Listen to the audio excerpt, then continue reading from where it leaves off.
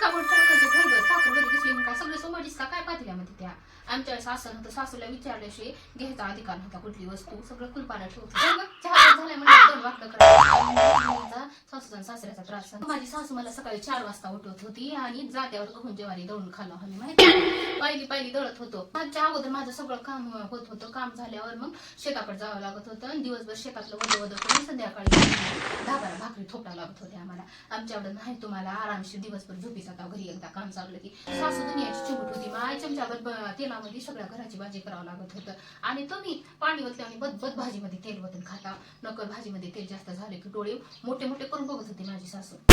आताच्या सुनांना माय नकर सुद्धा बोलायचं राहिलं नाही. आणि आम्ही सासू सासरे दिसले की थरथर कापत होतो. एखादी शब्द बोलायची टाप नव्हती आमची. तुमच्यासारखं नाही आमचं. नकर काय बोलायला गेलो की उलट बोलतात माहिती.